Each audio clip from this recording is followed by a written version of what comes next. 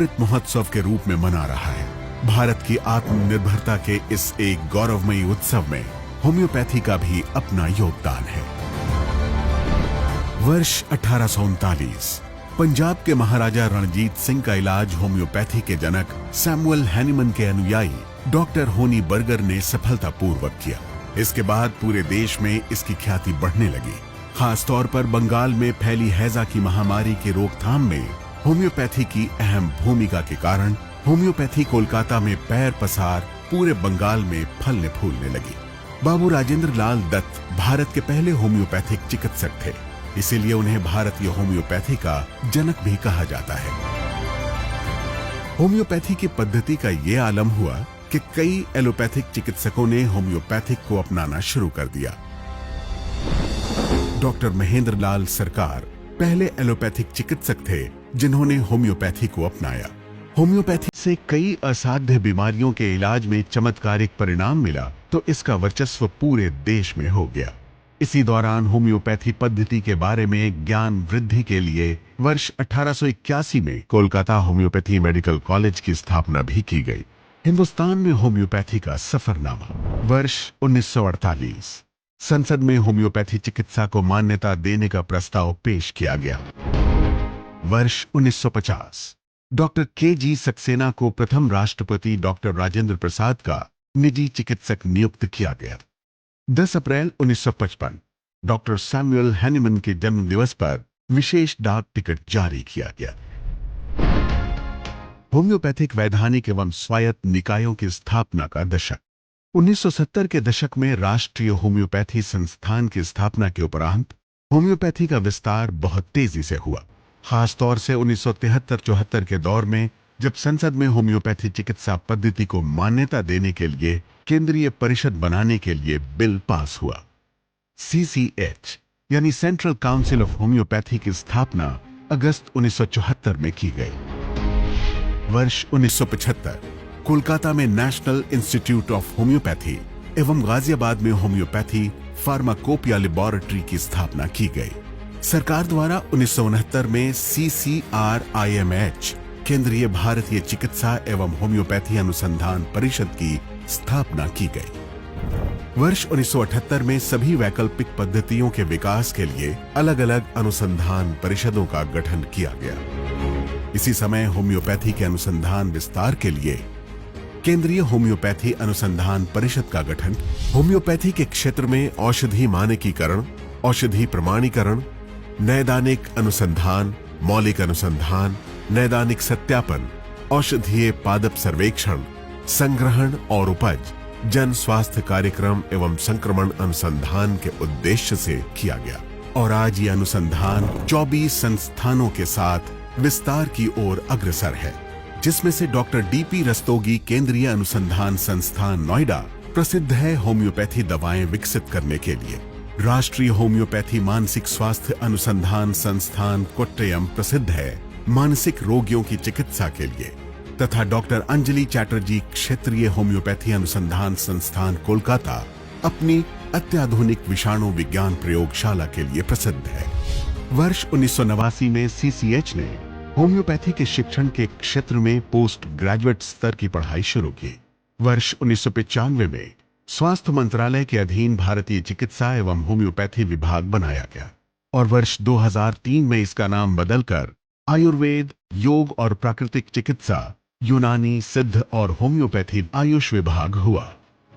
माननीय नरेंद्र मोदी के 2014 में प्रधानमंत्री बनने पर वैकल्पिक चिकित्सा पद्धतियों को अधिक महत्व देने के लिए आयुष विभाग को अलग मंत्रालय के रूप में स्थापित किया गया और इसी पहल में होम्योपैथी को विशेष प्राथमिकता देने के प्रयास तेज कर दिए गए।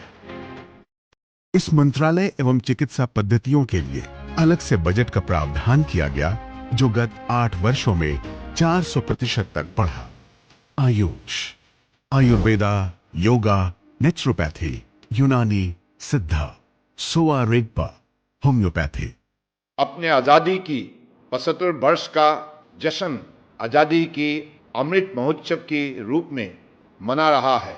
यह रोजगार से लेकर शिक्षा और स्वास्थ्य जैसे बुनियादी विकास की क्षेत्र में आत्मनिर्भर होने का उत्सव है। आयुष मंत्रालय भी इस अमृत महोत्सव में चिकित्सा की वैकल्पिक पद्धतियों के क्षेत्र में आत्मनिर्भर होने की गौरव से अछूता नहीं है। मंत्रालय सभी वैकल्पिक पद्धतियों अर्थात आयुर्वेद, यूनानी, योग, प्राकृतिक चिकित्सा, सिद्धा, शिवारिकपा एवं होम्योपैथी के विकास में कार्यरत है।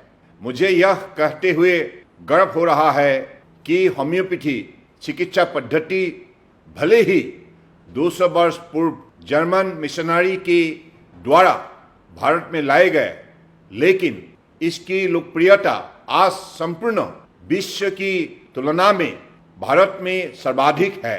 इस पद्धति में जन जन का विश्वास भारत की कोने कोने में उपलब्ध चिकित्सा केंद्र के तथ्य और उसमें आने वाले रोगियों की संख्या से ही साबित होता है।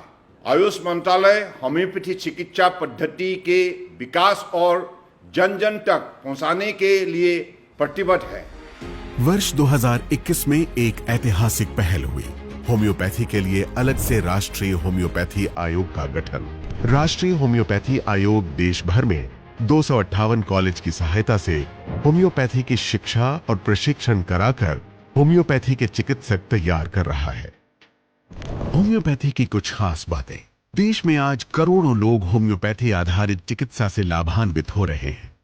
ये दवाइयां दूध मुंहे बच्चे से लेकर बूढ़े तक हर आयु वर्ग को आसानी से दी जा सकती है। और सबसे बड़ी बात, इन होम्योपैथी दवाओं का कोई गंभीर साइड इफेक्ट भी नहीं होता। साथ ही साथ कीमत कम होने से गरीब इंसान भी इसे खरीदने में समर्थ है। पूरा इलाज रोगी के लक्षणों पर आधारित होता है।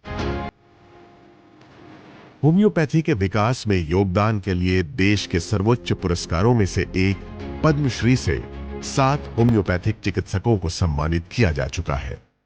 होम्योपैथी में बेहतर दवाओं की उपलब्धता के लिए सतत अनुसंधान किए जा रहे हैं तथा दवाओं में प्रयुक्त किए जाने वाली औषधि कृषि को भी प्रोत्साहित किया जा रहा है ताकि देश में निर्मित दवाइयां वैश्विक फार्माकोपियोल मानक के अनुरूप हो। सबको नमस्कार। भारत चिकित्सकीय रूप से विविधतापूर्ण देश है। राष्ट्रीय स्वास्थ्य नीति 2017 आधुनिक चिकित्सा और आयुष प्रणालियों दोनों के एकीकरण को बढ़ावा देती है। सरकार आयुष प्रणाली के बुनियादी ढांचे, शिक्षा तथा स्वास्थ्य देखभाल सेवाओं को जमीनी स्तर पर बढ़ावा देती है।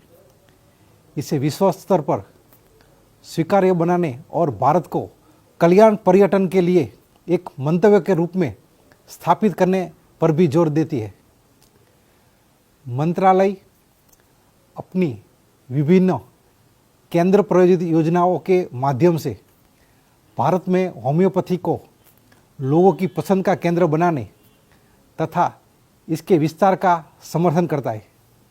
केंद्रीय होम्योपैथिक अनुसंधान परिषद होम्योपैथी में एक शीर्ष निकाय वैज्ञानिक अनुसंधान के विभिन्न पहलुओं में अनुसंधान के लिए जिम्मेदार है। राष्ट्रीय होम्योपैथी आयोग होम्योपैथी की शिक्षा और प्रशिक्षण को बढ़ावा देने के लिए गठित हुआ है और भारतीय चिकित्सा एवं होम्योपैथी भेषज संहिता आयोग दवाओं की गुणवत्ता मानकों की स्थापना के लिए जिम्मेदार है। आइए आजादी के अमृत महोत्सव में होम्योपैथी के उपयोग को बढ़ावा देकर विश्व को उत्तम स्वास्थ्य की सौगात दें।